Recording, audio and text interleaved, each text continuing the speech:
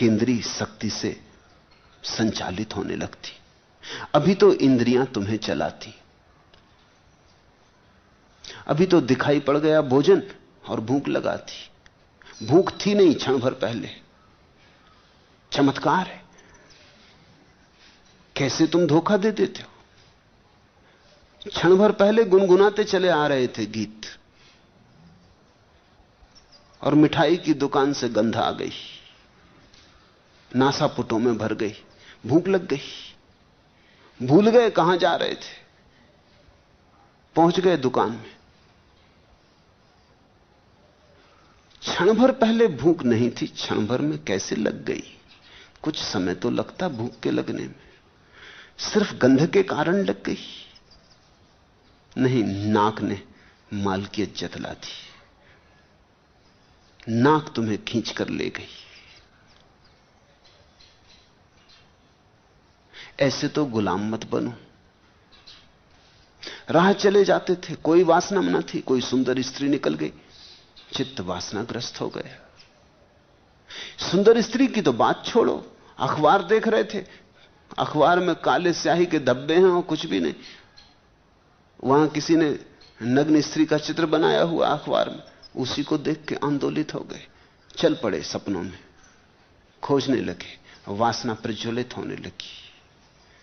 ये तो हद हो गई, जरा सोचो भी तो। कागज का टुकड़ा है, उस पर कुछ स्याही के दाग हैं, इनसे तुम इतने प्रभावित हो गए। आंखों ने धोखा दे दिया, तो फिर आंखें दिखाने का साधन न रही, अंधा बनाने लगी। जब आंख मालिक हो जाए तो अंधा बनाती, जब तुम मालिक हो तो आंख देखने का साधन होती। बुद्ध देखते हैं आंख से, महावीर देखते हैं, तुम नहीं। इंद्रियां अभी मालिक है, तुम गुलाम हो। इस गुलामी से छूट जाने का नाम मुक्ति है, मोक्ष है। जब तुम मालिक हो जाओ और इंद्रियां तुम्हारी अनुचर हो जाएं। स्वस्थ इंद्रिया न वांछती न सोचती। ऐसा व्यक्ति न तो किसी तरह की चिंता करता, न इच्छा करता, न शोक करता, क्योंकि सारी बात समाप्त हो गई। जो है उसके साथ परम भाव से राजी है। नित्यम तृप्ता। सुख और दुख, जन्म और मृत्यु दैव योग से ही होता है। ऐसा जो निश्चयपूर्वक जानता, वह पुरुष साध्य कर्म को नहीं देखता हुआ और श्रम रहित कर्म करता हुआ भी लिप्त नहीं होता है। सुख दुखे जन्म मृत्यु दैवा देवेति निश्चयी साध्यादृशी निरायासा कुर्वन्नपि न लिप्यते। सुख दुखे जन्म मृत्यु दैवात एव। सुख दुख जन्म और मृत्यु भी मिले हैं। सोचो, देखो जरा, तुमने जन्म तो सोचा नहीं था कि हो, तुमने जन्म पाने के लिए तो कुछ किया नहीं था, तुमसे किसी ने पूछा भी नहीं था कि तुम जन्म लेना चाहते कि नहीं। तुम्हारी मर्जी का सवाल ही नहीं है। तुमने अचानक एक दिन अपने को जीवन में पाया, जन्म घटा है, तुम्हारा कर्तव्य नहीं है कुछ। ऐसी ही एक दिन मौत भी घटेगी। तुमसे कोई पूछेगा नहीं कि अब मरने की इच्छा है या नहीं, रिटायर होना चाहते कि नहीं, कोई नहीं पूछेगा। तुम कोई हड़ताल वगैरह भी ना कर सकोगे कि जल्दी रिटायरमेंट किया जा रहा, अभी हम और जीना चाहते। कोई उपाय नहीं। मौत द्वार पर दस्तक भी नहीं देती, पूछती भी नहीं, सलाह मशविरा भी नहीं लेती, बस उठा के ले जाती। जन्म एक दिन अचानक घटता, मृत्यु एक दिन अचानक घटती। फिर इन दोनों के बीच में तुम कर्ता होने का कितना पागलपन करते हो। जब जीवन की असली घटनाओं पर तुम्हारा कोई बस नहीं, जन्म पर तुम्हारा बस नहीं, मृत्यु पर तुम्हारा बस नहीं, तो थोड़ा तो जागो। इन दोनों के बीच की घटनाओं पर कैसे बस हो सकता है? न शुरू पर बस, न अंत पर बस, तो मध्य पर कैसे बस हो सकता है? इतना ही अर्थ है जब हम कहते हैं भगवान करता, दैव योग से, भाग्य से, इतना ही अर्थ है। इसी सत्य की स्वीकृति है कि ना हम शुरू में पूछता कोई हमसे, ना बाद में हमसे कोई पूछता, तो बीच में हम नाहक शोरगुल क्यों करें? तो जब ना शुरू में कोई पूछता ना बाद में कोई पूछता, तो बीच में भी हम क्यों नाहक चिल्लाएं, दुखी हों? तो बीच को भी हम स्वीकार करते हैं। इस स्वीकार में परम शांति है।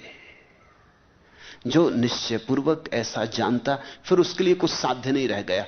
परमात्मा जो करवाता वो करता। जब तुम्हारा कोई साध्य नहीं रह गया, तो फिर जीवन में कभी विफलता नहीं होती। परमात्मा हराता तो तुम हारते, परमात्मा जिताता तो तुम जीतते। जीत तो उसकी, हार तो उसकी। ऐसा व्यक्ति श्रम रहित हुआ, कर्म करता हुआ, ख्याल करना इन शब्दों पर, श्रम रहित हुआ, कर्म करता हुआ। श्रम तो समाप्त हो गया, अब कोई मेहनत नहीं है जीवन में, अब तो खेल है। वो जो करवाता, जैसे नाटक, पीछे नाटककार छिपा है, वो जो कहलवाता हम कहते, वो जो प्रांप्ट करता पीछे से, वो हम दोहराते। वो जैसा वेशभूषा सजा देता, हम वैसी वेशभूषा कर लेते।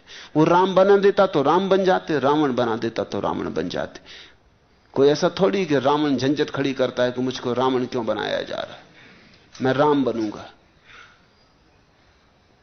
ऐसी झंझट कभी कभी हो जाती तो झंझट मालूम होती है, मूढ़तापूर्ण मालूम होती। एक गांव में ऐसा हुआ, रामलीला होती थी, और जब सीता का स्वयंवर रचा तो रावण भी आया था,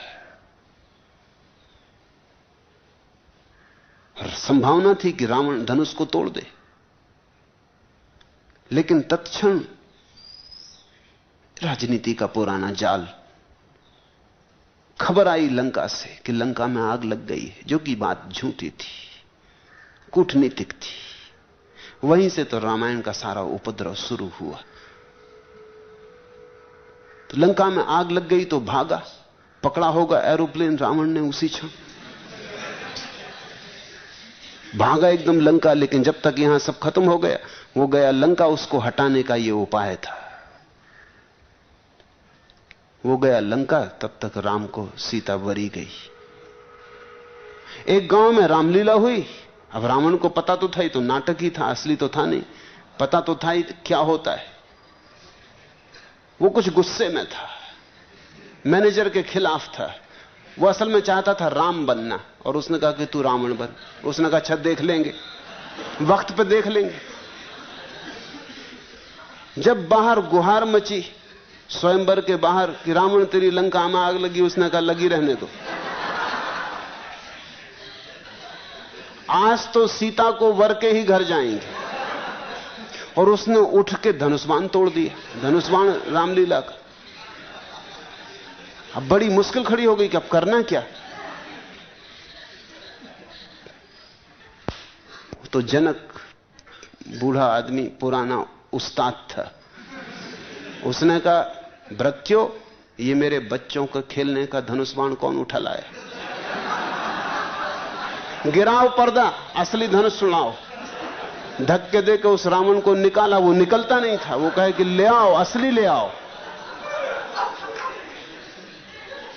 तुम जीवन में ऐसे ही नाहक धक्कम धुक्की कर रहे हो। पूरब की मनीषा ने जो गहरे सूत्र खोजे, उनमें एक है कि जीवन एक अभिनय है, नाटक है, लीला है। इसे गंभीरता से मत लो। जो वो करवाए कर लो, जो वो दिखलाए देख लो। तुम अछूते बने रहो, तुम कुंवारे बने रहो।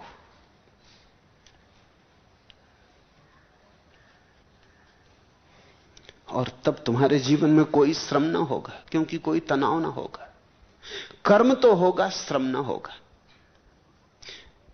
श्रम ना होगा, कर्म होगा। इसका अर्थ हुआ कर्म तो होगा, कर्ता ना होगा। जब कर्ता होता तो श्रम होता है, तब चिंता होती। अब कर्ता तो परमात्मा है, हार जीत उसकी है, सफलता असफलता उसकी है। तुम तो सिर्फ एक उपकरण मात्र हो, निमित्त मात्र। सब चिंता खो जाती। इस संसार में चिंता से दुख उत्पन्न होता है, अन्यथा नहीं। ऐसा जो निश्चयपूर्वक जानता है वह सुखी और शांत है, सर्वत्र उसकी स्पृहा गलित है और वह चिंता से मुक्त है।